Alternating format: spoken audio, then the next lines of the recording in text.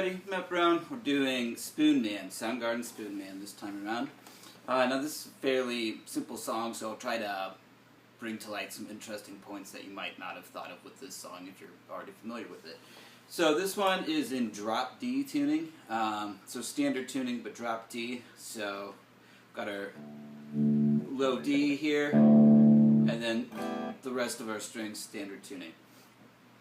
So this one, we've only got maybe 2 riffs to talk about, and maybe some transitional type stuff, and some elements of the form to talk about too. So let's start it off with the main riff. Now this one, it's before I get into playing it, it's in, you can either notate it as being in 7/4, or as like a grouping of 4/4, then a grouping of 3/4, that type of deal. Either way, doesn't matter, same thing. So let's look at this main riff. I'll play it a couple of times at tempo, and then I'll break it down slowly. Alright, so here it goes.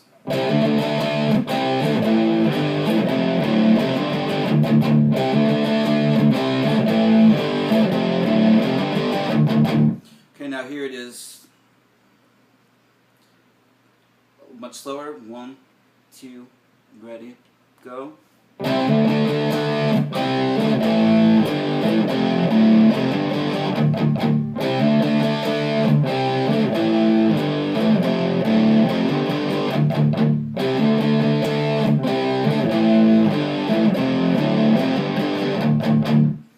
So I'll just break it down slowly what we have.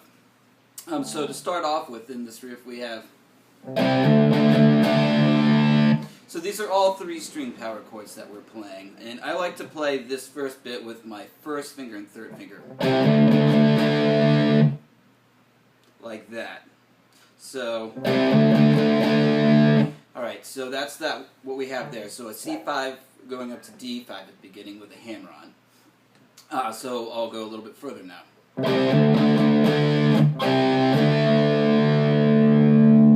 So again,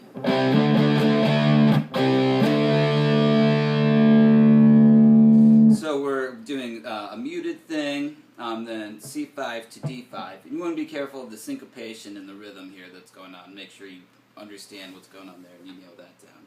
So...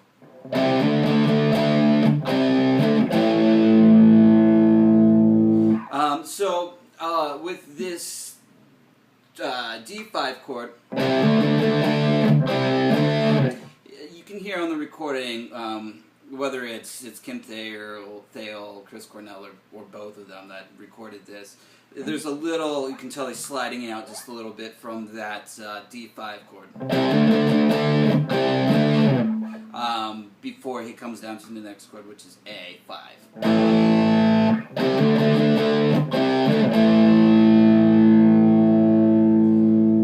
Then what we're going to do is a G5 to A5 thing.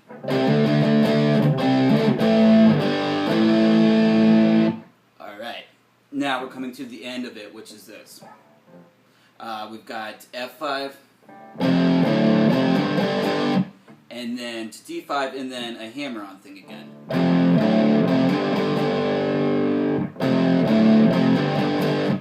And then those are palm-muted D5 power chords.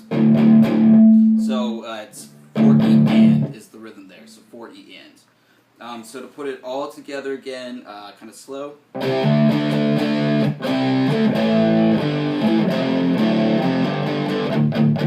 And there's a little slide out, just kind of some string noise when it comes out from this A5 chord. I kind of exaggerated a little bit there so you can get the feel. So the chords that are slid out of, where you can hear a little bit of that string noise, is that one, that D5. So let's continue on and look where the other one is. So out of that A5, you can hear a little bit of string noise in the recording.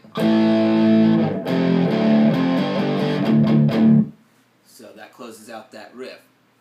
So at the beginning we're going to play that 4 times, and then what happens is the verse. And the verse is real simple. We're going to go and play in 4/4 time.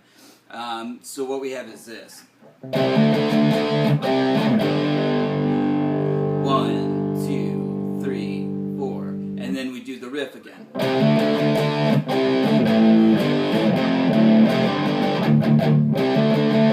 So the verse part is just, it basically alternates between this sustained G5 chord and then the riff. So I'll play through the entire verse section, and hopefully you can get a feel for how this form goes.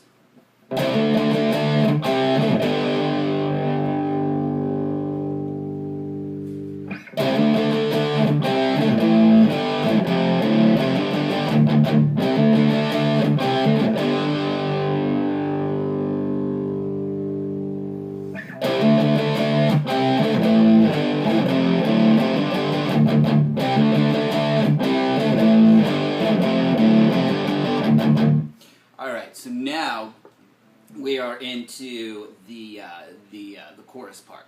Now, just to throw a little theory at you, it's a really common songwriting tool. If you have a riff or a chord progression that's, starts with tonic, here we just have like a short C5 into tonic, but for all intents and purposes it starts with tonic.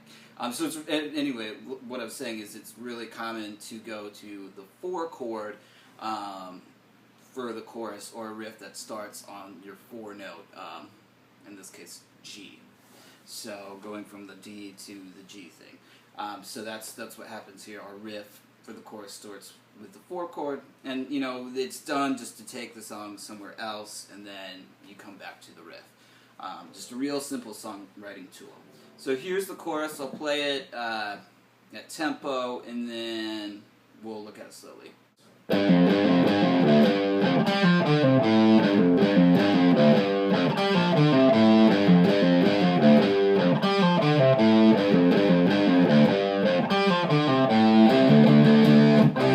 then we're back to the riff. So this is it's just like D minor pentatonic stuff, but like I said, it starts with the 4 note G. So let's break it down slowly.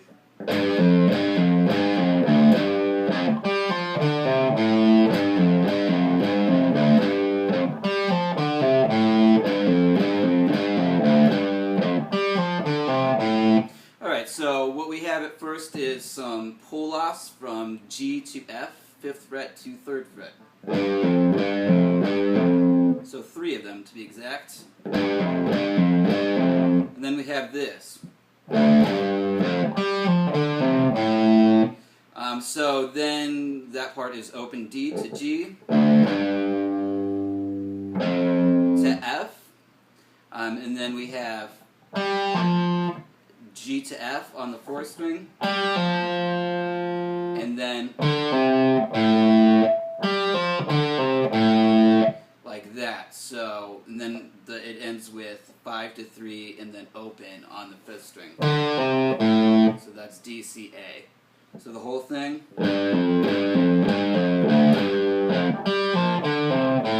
Now, something you want to be careful of is like right hand muting and not letting strings ring out and sound sloppy, which is easy to do with a riff like this that has some open strings and a string skip in it when you're playing with, not a ton of gain, but like enough for it to cause problems in this kind of a situation. Okay, so basically what happens is after that riff happens 4 times that I just showed you, and then we have the main riff of the song played twice, and then basically we go back to a 2nd verse and we do a verse in the chorus again, and then the main riff after it. So then what happens is after the 2nd chorus we're going to play the riff a little extra, and then we're going to move on. Alright, so let's talk about the next part of the song.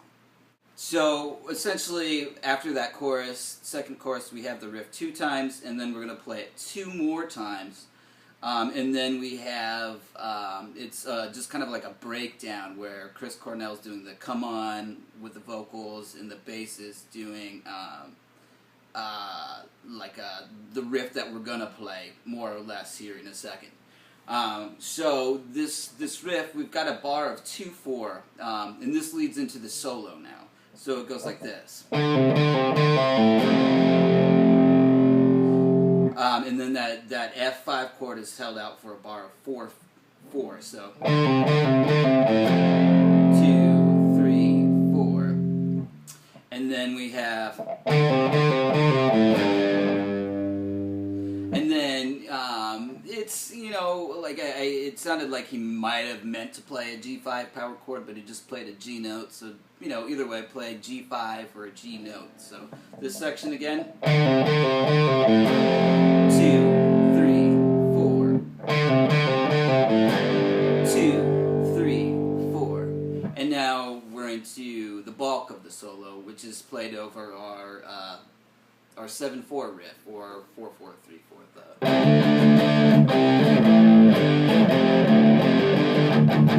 That riff. So now I'll teach the solo in a separate lesson. I don't want to make this lesson a little bit too long and convoluted, so look for that solo lesson. That'll be coming up pretty soon.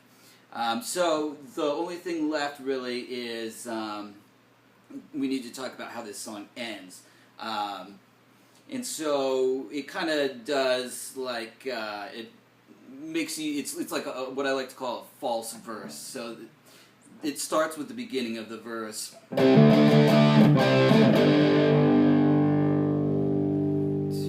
3, 4. And then we just do that. And kind of slide out there.